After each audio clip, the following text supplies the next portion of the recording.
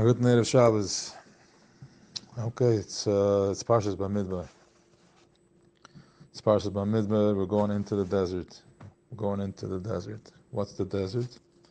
What is the desert? I don't know. It's in Midbar Sinai. Midbar Sinai is the Oil Moed. That's where there's the place of.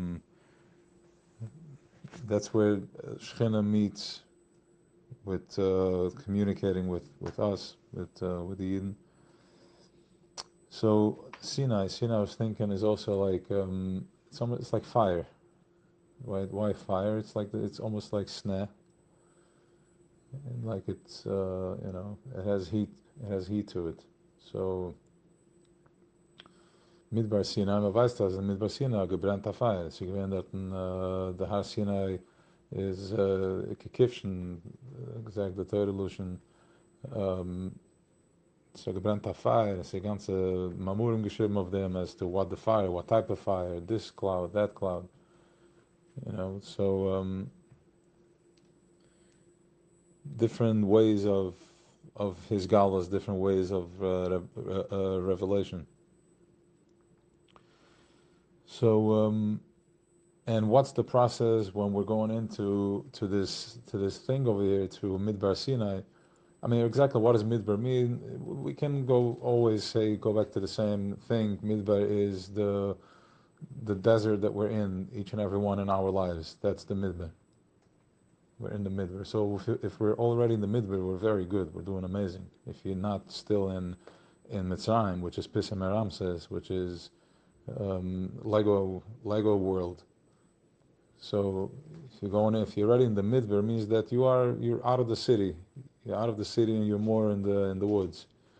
In your head, of course. And if you're talking living in the woods, not everybody is blessed like that. Other people, I guess, are blessed in different ways. So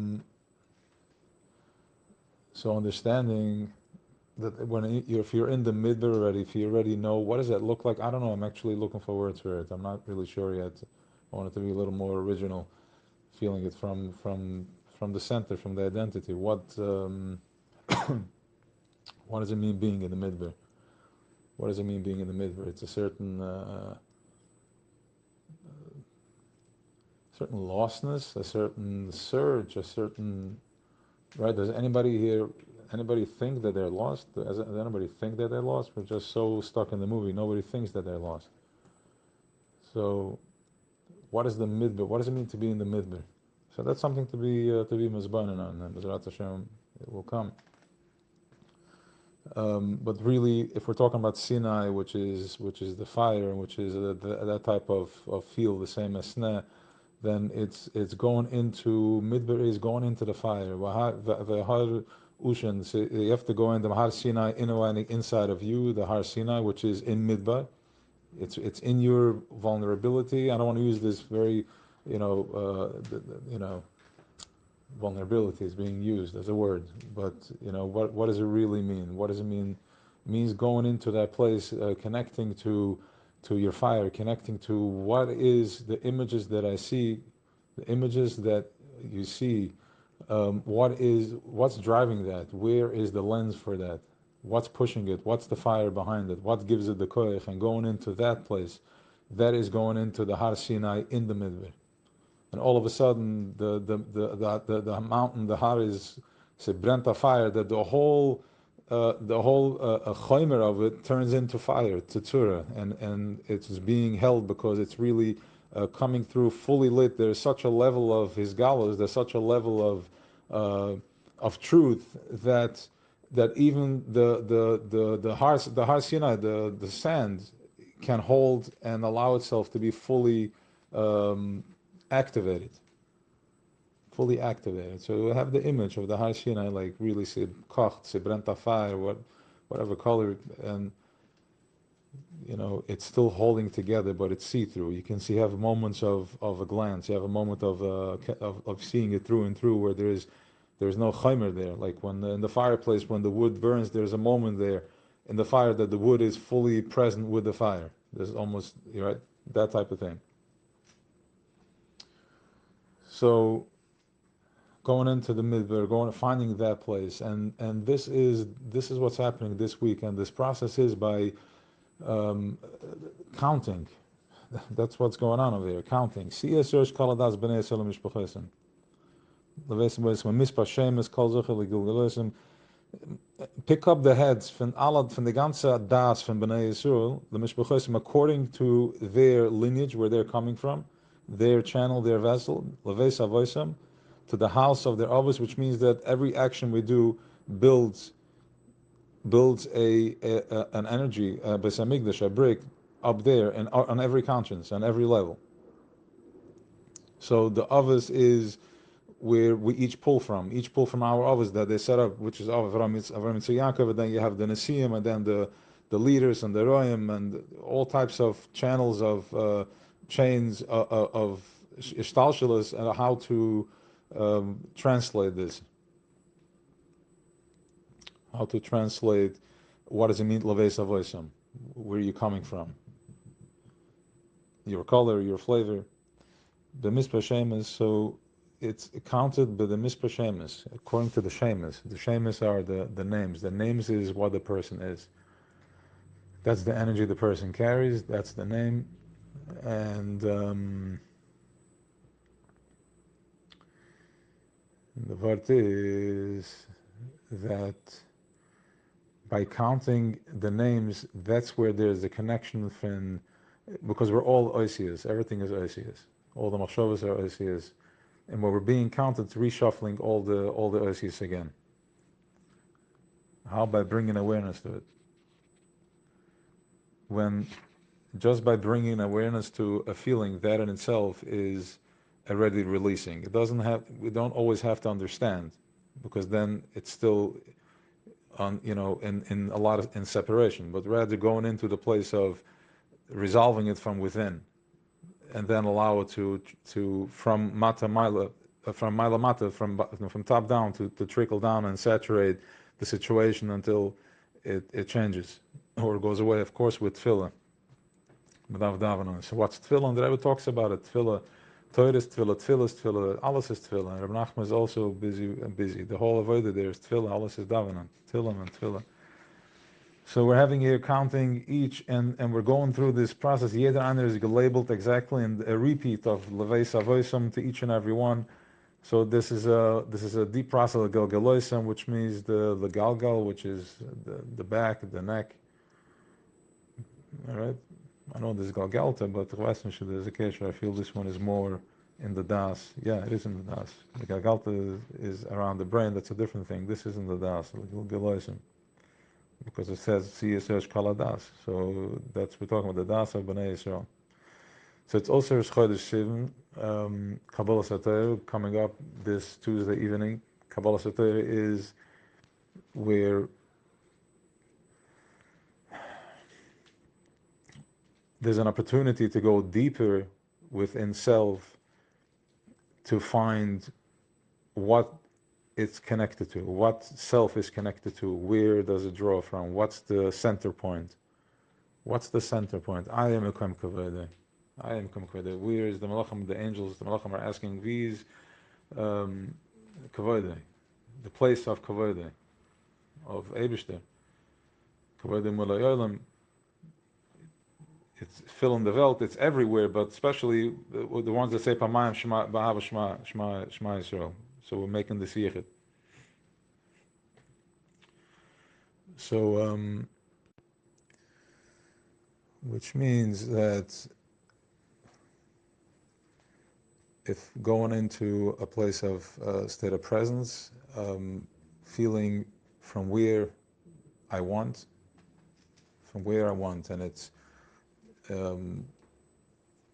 center point of the chest, the nefesh, the chidush benefesh. It's a part of it,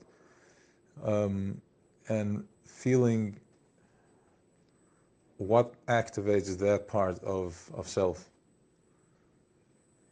because that part, the right side, is the nefesh elokis. Over there it's different types of feelings. It feels differently. It doesn't feel with the leiv basar.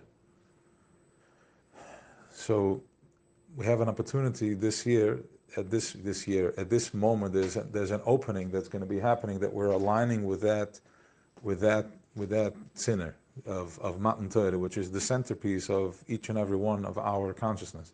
That's the centerpiece. That's the Torah. Because today's Tanya talks about that.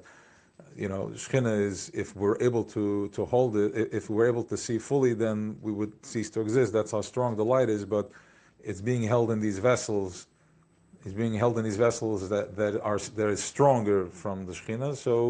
It's like the glass it's a heavier, thicker, fireproof glass. It can hold more.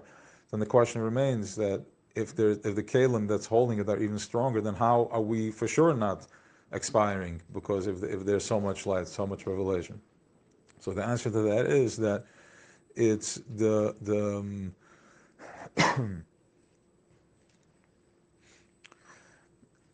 the stronger kalim is the 613 Torah mitzvahs. So Torah mitzvahs is the ratzon, it's the will of the thing that created everything, and it comes all the way down here, all the way to the bottom. It's coming all the way down to the bottom. You read this all the way to lamata azovi, like water, and the ratzon in davar omen b'fnei ratzon. So because his ratzon is taryag mitzvahs, the creator, and we are a part of that, so therefore we can hold the light of the Shechina, which means Mispar Kol Zachar, which is tapping into the masculine of Kitchebrichi, going into the Midas. Of course, we're counting the Spheres Omer. So this is these are the Midas Shebelev. So we're going into the Midas. So Kitchebrichi is the Midas, and the Shechina is Malchus.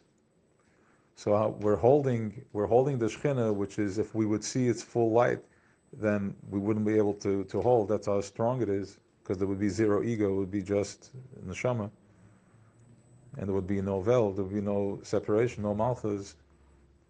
So, so by going into to the midas, by tapping into the, so now what's able to hold that? And how are we talking here? Because the kalim that's holding it, I'm just repeating what I said. The kalim that's holding it is a stronger light, and this light is Torah and mitzvahs, which means that that's what we're made out of. And why does a taka not expire? How are we still here? Because the ratzon, which means that we're tapped into the ratzon of Creator, which means that as Shavuos comes, we're Chodesh now, Sivan Shloshis Me'ekbala, we're preparing already, entering the space, we're walking already walking the carpet onto the Har Sinai. And the way to find it is, as the Har Sinai is being prepared, the way to find it is to find it inside of your fire, in your sneh. And that's where the revelation is. That's what the revelation was for Moshe Rabbeinu also, in the sneh. So Sinai, going out of Mitzrayim, going deeper inside, leaving the whole thing in front and in the back, and just dropping right inside into the center. And the question is that if the Eibishter is so amazing and so good, why such a squeeze? Why such a squeeze? And some people ask, even like, if somebody can, why look at Chila is it that way? It should be in a whole different spiel. Even if this is the process that we need to go through in order to be in a certain way, but why such a process? It could have, let's be in another process. So anyways, so the vart is that once there's enough healing from inside, once there's enough healing from the inside, there's enough space to forgive. There's enough space for me to say I'm not a victim, because the nerve system is stronger. The nervous system is stronger, literally stronger, so I can fight off those lower vibrations, noise that keep bringing me into separation. It's not that you worked on yourself, you did that too, but really where it's at is that now your nerve system is stronger. So you can operate on a higher zap, a higher vibration, a higher frequency, because your wires, your rods from within are zapping sending out a different signal. So you only command upon him, only comes back what comes back. So going into the Midas. So the question is, how Taka can an Eibishter like that, a God like this, create such a, why does it have to be in such a crazy scene, so dark? But once we're able to forgive, so we can, the nerve system is stronger, that's where I was, we can drop into the center and realize and say, no, it's stuck on him. He did not orchestrate that, and that really is not what it is. And he is full of kindness, and dropping into that place, going into that center core, which will lead you to the next step, to the Har Sinai. Because first there's Kabbalah soil, Nasa v'nishma, you have to receive, you have to take it, right? Which means that I'm surrendering that he is amazing, he's only good.